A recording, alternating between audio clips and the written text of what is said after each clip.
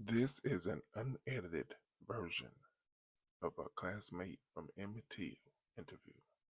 Be sure to like, share, and subscribe to the channel. Okay, so again, look at me. So you knew Emmett Till? Yes, I went to grammar school with Emmett Till when I was 12 and 13 years old. Okay, I'm sorry. My fault. So if you can just say, so I'm gonna start you over because So you knew Emmett Till? Yes, I did. Again, don't you can't say yes I did. You got to just say I knew Emmett Till, because my question's not going to be there. You understand? So you have to just kind of say, yeah, I knew Emmett. Yes. Okay. Okay. Okay. So you knew Emmett Till? I knew Emmett Till. We went to grammar school together in the years of in the 1950s. That's when we went to grammar school, grade school together. We played together, had fun together, baseball, and got in all kinds of trouble together. And we were just all good friends. It was the whole Woodland area at that time. And Emmett was a fun young man, just like any other young teenager, you would say. So therefore, and when this... Okay, I'll ask you questions. You don't have to kind of go into the whole thing. But that was great. Again, tell me stories.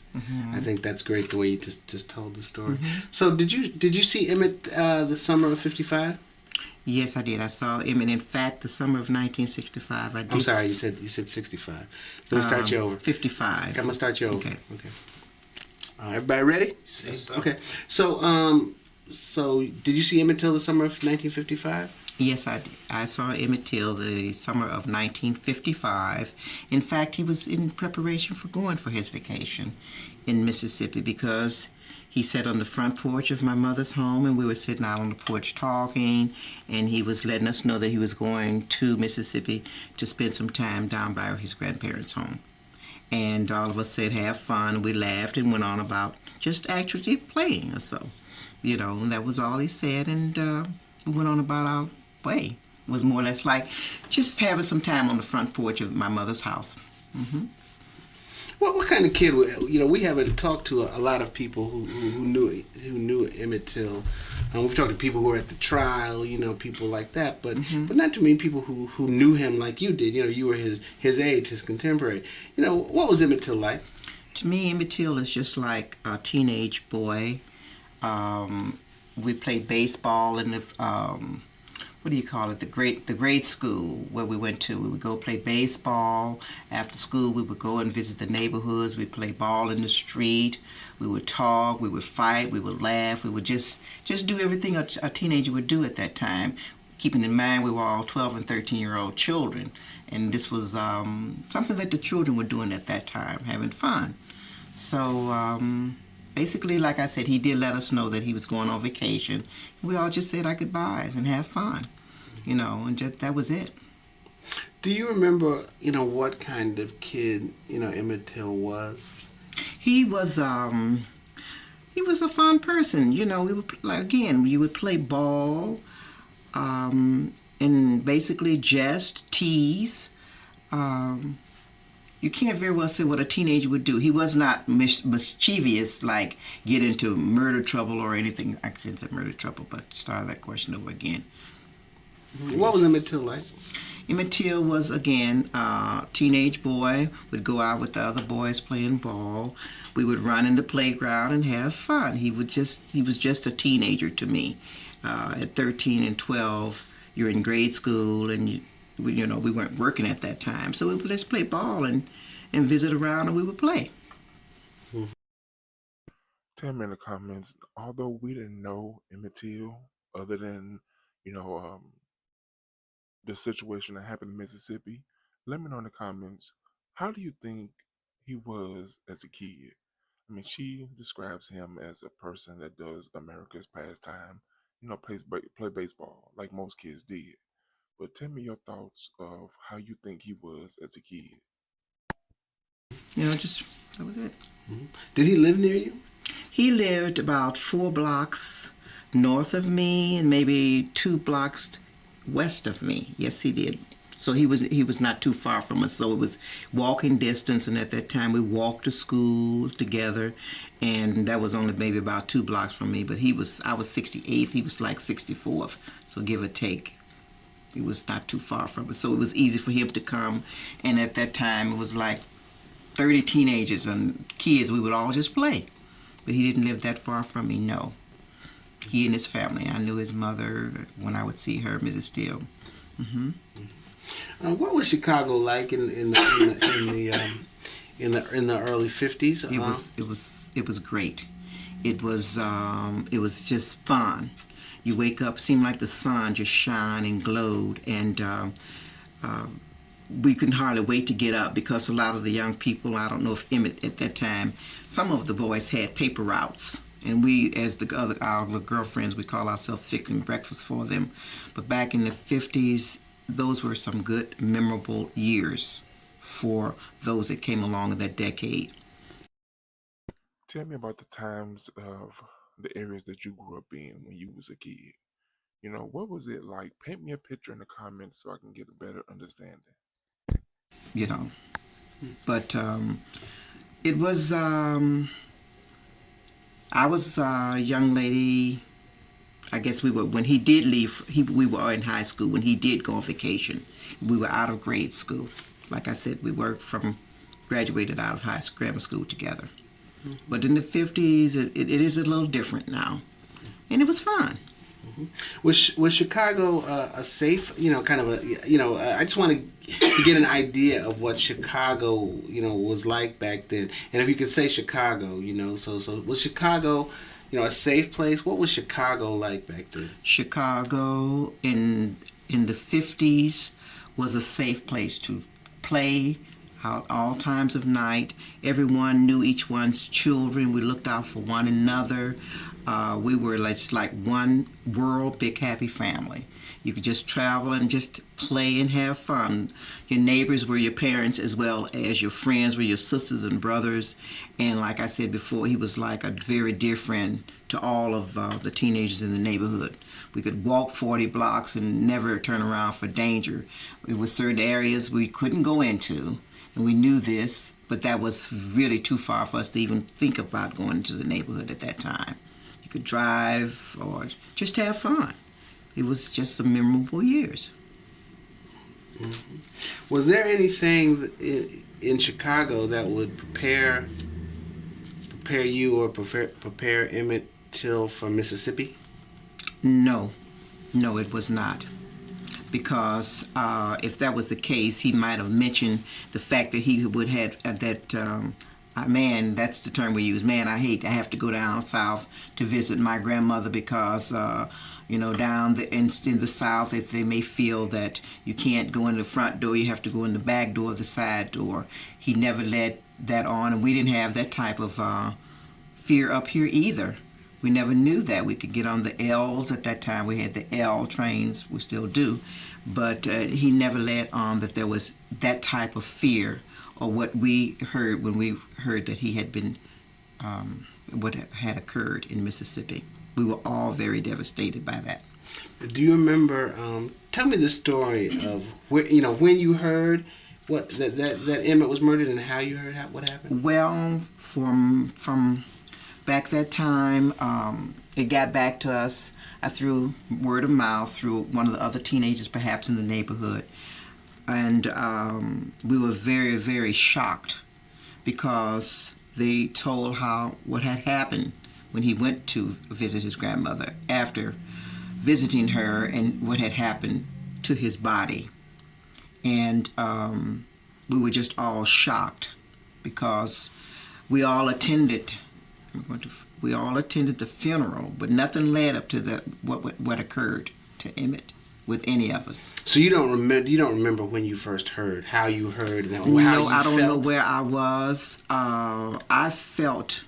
We all felt, because we actually cried. We all felt because of the way it occurred. We all were very sad because I don't know the particular person who told me, but word of mouth got to us. It was just a gang of us that, again, sitting around talking, and did you hear that Emmett had been killed while visiting his grandmother? Tell me in the comments, at what age or what grade do you think you were in when you first learned of the story of Emmett Till? Tell me, what was your thoughts? Even if you learned it in school or you learned it as an adult. And the way he had been killed. So we all became very, very upset behind that. We were very upset.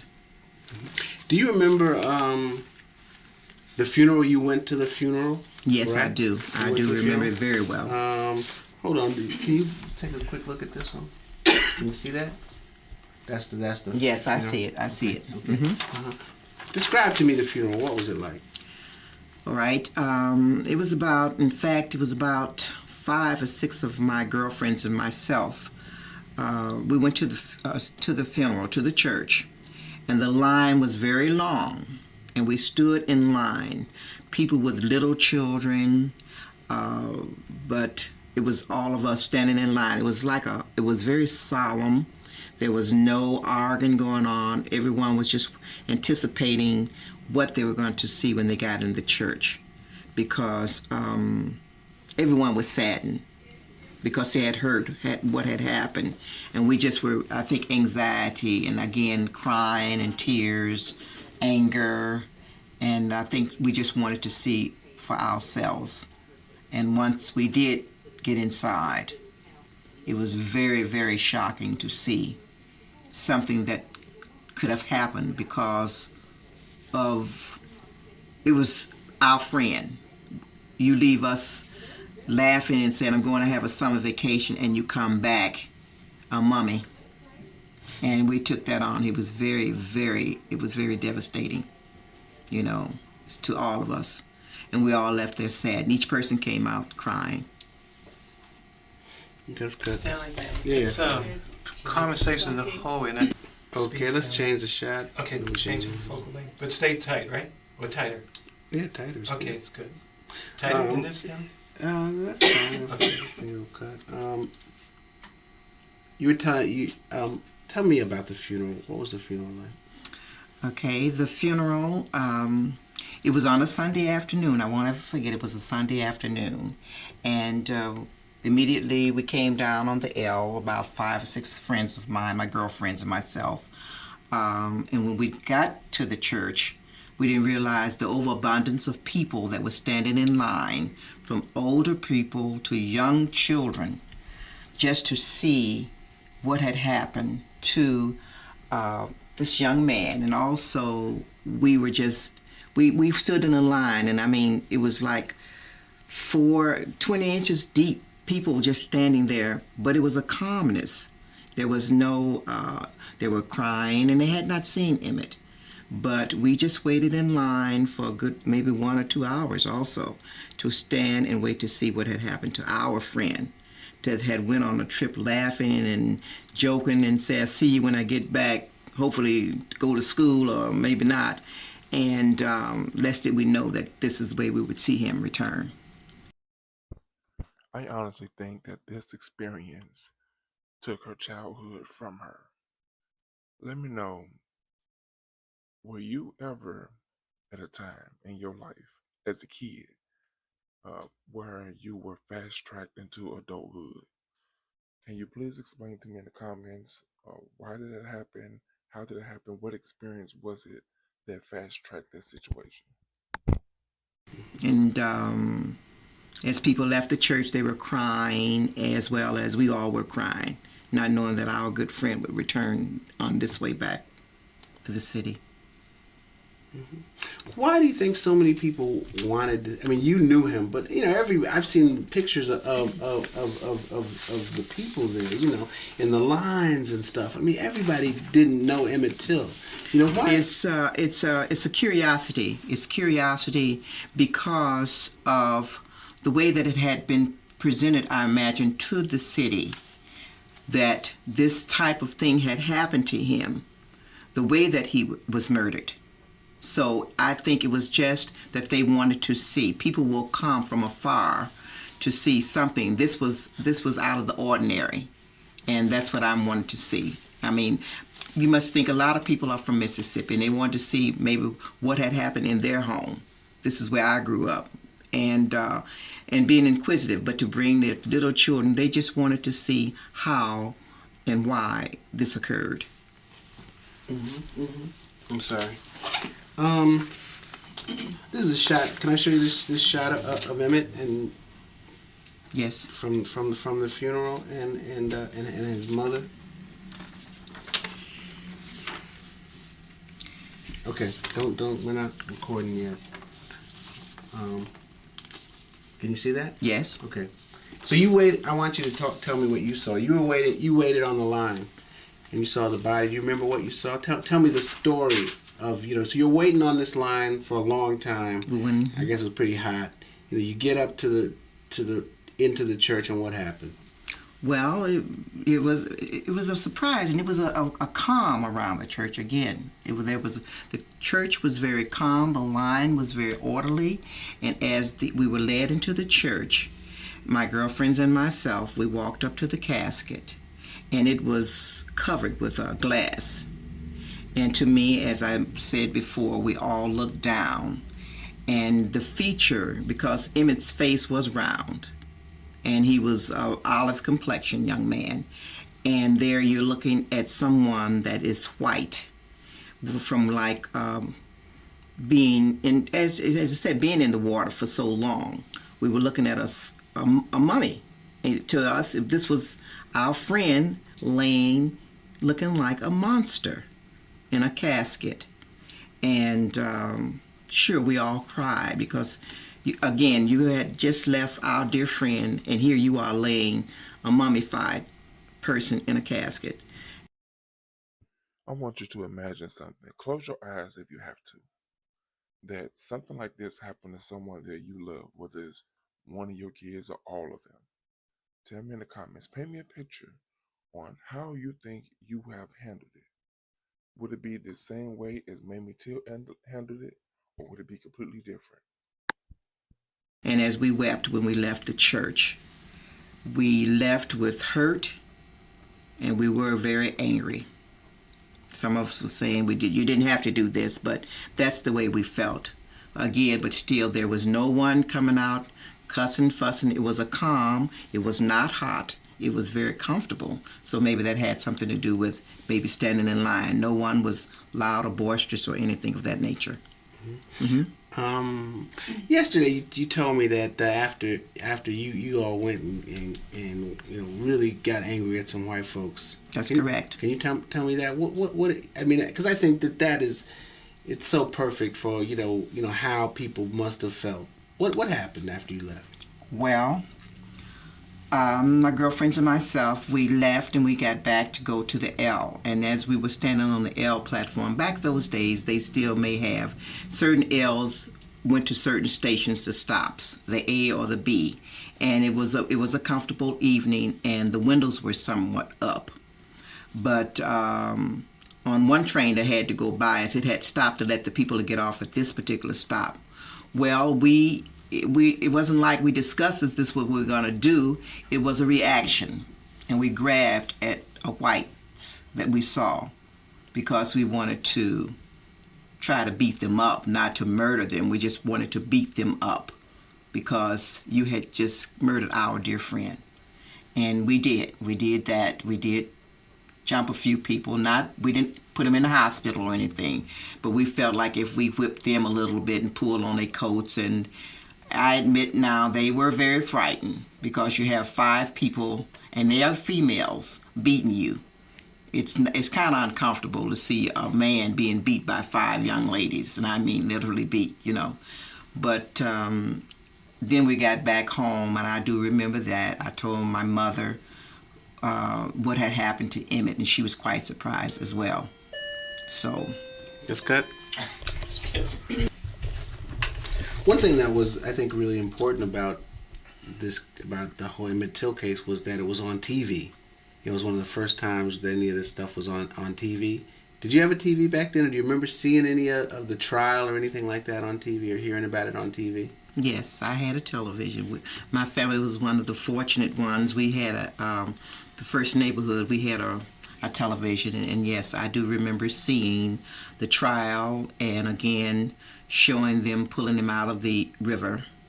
And we all sat around, my girlfriend, since I had the TV in the area, we would sit down on the floor and we watched this again. and it was just so hard to believe. And again, it was summertime, so we weren't at school, but one of the school teachers lived in the neighborhood that taught at the grade school that we all attended. Now remember earlier in the video, I asked you to close your eyes if you have to and imagine that this had happened to someone that you love, whether it was a family, like a cousin or an aunt, uncle, or one of your kids or all your kids. Knowing how the trial ended, how would you have felt? Would you have just went along with your life like nothing happened, or do you think you would uh, built up a heart of retaliation?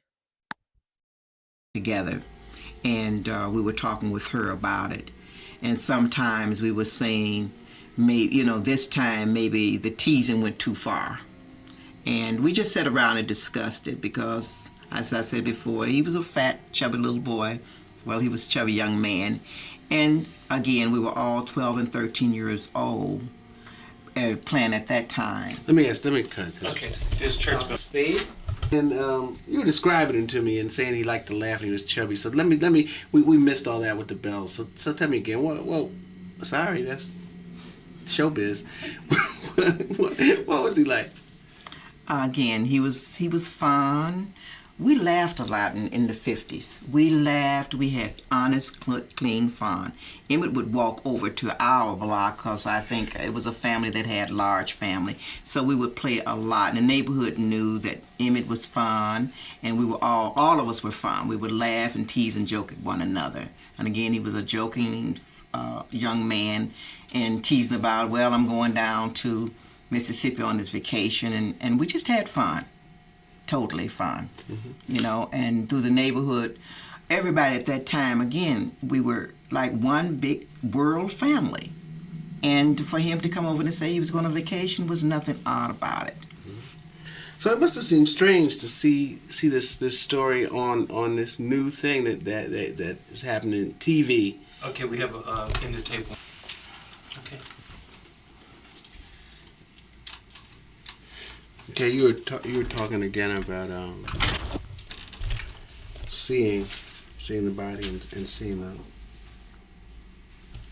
whole body. Tell me that. Well, as I mentioned before, seeing Emmett laying in a couch form casket was overwhelming for me personally, because I saw Emmett sitting straight up on my mother's porch, full form, laughing and jovial, beautiful olive complexion young man. And here I'm standing over a couch covered casket with a glass over his face and looking like the freak from the lagoon.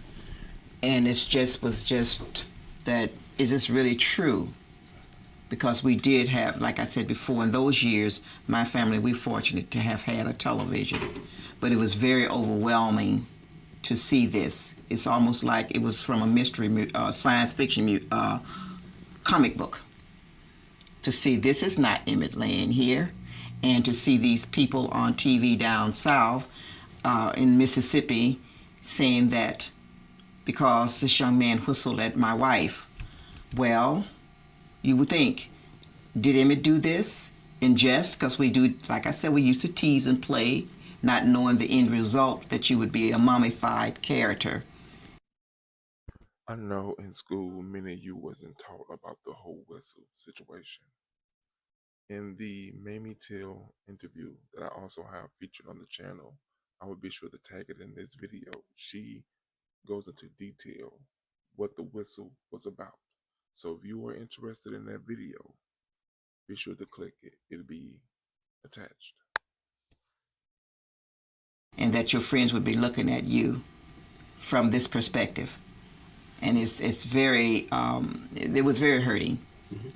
Just a couple quick more questions. Talk to me about watching it on TV. I mean, it must have, one of the things that I think is important about the Emmett Till case was that it was on TV and people all over the country could see the South and could see what was done to him. So talk to a little bit about did it feel, how did it feel to see this person that you knew and this whole, all these people from Chicago involved in this huge case in the South? Did you ever watch any of it on TV? Did you see the verdict when they said they were not guilty on TV? Yes, we saw the verdict. My girlfriends and I, and probably our parents, we saw the verdict, and it was not. Well, of course, we said that that's down south. That's the reason why a lot of people are afraid to go down south because of just what they said. You kill what is a 14 to 15-year-old young man because we were saying liar. I mean, because we thought if he did do it, we were saying he was joking, but we couldn't think that anyone could be so cruel as to take a wheel of a wagon and just tie it to your body and just murder you, and just what was going on in your mind. What were you on? What type of person are you about because someone whistled at your wife, or your girlfriend? Stay in your place, young black man, stay in your place. Well, what did she do? Let's be honest. I know many people didn't get to experience something like this on TV. So let me know in the comments, what is the most disturbing thing that you got to witness on TV? No. So again, the anger, but we did not fight or anything else. That was the way we took it. Let's cut for a minute. Yes. We have. So I was saying that back, in those days, there was a real difference between the, like the music of 1954 and the music of 1955, because it seemed like rock and roll was just starting. Talk about that. You're saying you had the Oxford shoe, and Yes, we had the Oxford. We had the Oxford shoes, and we were doing the bop. That's the bebop. And it depends upon what record you were playing, because I know Smokey Robinson was out, James Brown was out, and then you had the Dick Clark show. Because I remember, I don't know if Emmett was in, no, I don't think he was in this particular group, but my group, I even went on American Bandstand. And we just danced and had fun. Again, wearing the flared skirt with the crinolines underneath. And we danced and I said laughter. We had slow dancing, the 55 Chevrolets, 56 Buick Centuries, and things of that nature, the cars. Was rock and roll something new? Rock and roll, I'd have to see what artists you would be speaking of, because we danced to everything. We were dancers. We were danced. We had the Strand Hotel. We had the Basin Street, and we had the Grand Ballroom. We had a lot of dancing. We could do Chicago Budland. I remember us going peeping at Wilt Chamberlain. He came in town playing basketball around that time. I think it was Wilt Chamberlain, I'm not sure. But I just know that we all danced in the different kind of music. Not the raps. We didn't know anything about rap. Help me understand you just a little bit better. She go on and get to talking about the different genres of music and basketball players. Let me know in the comments, what is your favorite genre of music? What is it that you love to listen to? Why do you listen to? Meaning, do you listen to certain things when you clean? Do you listen to certain things when you're just relaxing? And is there a particular type of music that you do not like? And also let me know why. And what is your favorite sport? So what did you wear? Tell me again what you wore. Well, I would wear flared skirts with the crinoline underneath. You must have the crinoline. And I remember this pink felt skirt I had with a poodle that was macrame on the skirt. My Oxford had to match my shoes. I had black and white Oxfords, red Oxford, brown and beige Oxfords. And the fellas would wear their jeans and their little striped T-shirts. Spiegel was the best. You get 3 T-shirts for $10. You had to go to Spiegel's, and that was a warehouse at that time, And we also wear the sweaters with collars. You would attach them to your sweaters and tie them around your neck. In those years, it was just like, and the girls, I wore a ponytail, a long ponytail, because all the boys would pull at the ponytail, And they would, like I said, the clothing was polyester. Felt, gym shoes, and it was just the music. Everything was just great in those years. She said something that I can't shake off. She said 3 T-shirts for $10. Now, correct me if I'm wrong, but that sounds like more like a deal for today. Why does it seem like it's so much money back then? Let me know in the comments your thoughts about that. Do you think that was a good deal, or do you think she may have been forgetting? Or I mean, I don't know about the store. I think she said Spiegel's. So tell me your thoughts about it. It really was, you Did, know. did And shirts were plaid. did the boys wear crepe sole shoes? That's what, yes, they wore crepe sole, thank you. They wore crepe sole shoes. If you could just say the boys. The boys wore crepe sole shoes. Let me ask you again, so because you kind of, Okay. were.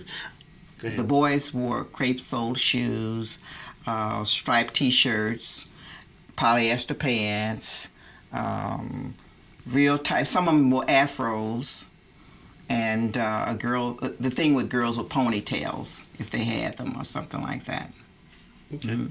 Great. What about the wallets? Like, did the boys have? Did the boys carry wallets? What did they wear? Oh, I don't know. I can't remember about the wallets. What type of wallets? If they had money to put the wallets in, they would put it in their little pants pocket and go head on. We didn't do too much smoking and drinking. We were just doing a lot of playing with one another, baseball. We would go and have the boys would play against the girls. They even would try to teach us how to play touch football. I know how to ride a bicycle backwards because they put us on a girl's bike. They would show us how to ride the bikes backwards. In fact, one of my friends, he's a newspaper editor now. He and Emmett, we all were friends too, and he's a big South Side newspaper agent now. And I see him now as I'm reflecting back on that, you know. Okay, great. Let's cut. Okay, we're good. Stanley, this Okay, this is Rome Tone. I'm sorry, I was a little slow because when she said ride the bikes backwards, I wasn't thinking that uh, the person was physically turned backwards. For some strange reason, I was thinking that the bike was actually moving backwards. But once again, let me know in the comments, do you prefer the videos to be unedited, or would you prefer me to actually edit the videos? I want the videos to be raw and uncut so you can get all the information, but I'd like to know your preference.